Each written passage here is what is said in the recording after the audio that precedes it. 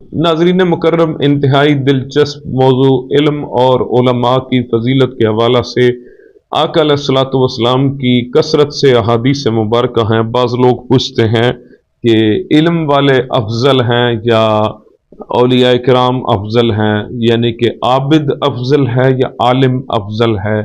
ये भी अक्सर तकरार होता है और लोग इस पर कई दफ़ा बहस मुबासा भी करते हैं। आइए अहादीस मुबारक के अंदर हम देखते हैं कि इल्म वाले अफजल हैं या आबिद अफजल हैं।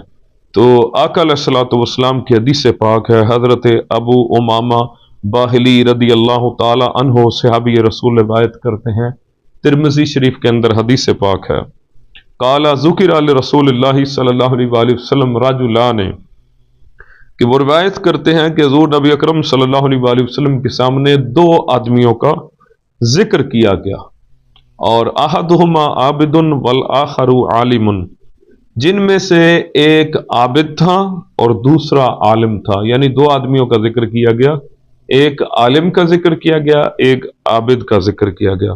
तो फ़क़ाल रसूलुल्लाह सल्लल्लाहु अलैहि वसल्लम, तो हुज़ूर रहमत दो आलम जाने जाना सल्लल्लाहु अलैहि वसल्लम ने इरशाद फरमाया, फ़द्लुल आलिमी अलल आबिद, के आबिद पर आलिम की फजीलत इस तरह है, कफ़दली अला अदनाकुम, जिस तरह मेरी फजीलत तुम में से एक अदना सहाबी पर है।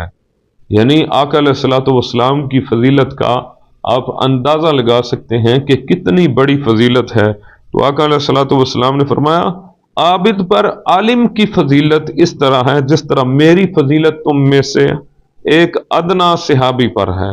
यानी कि बड़े को तो छोड़ के छोटों पर भी आका अलैहिस्सलातु वस्सलाम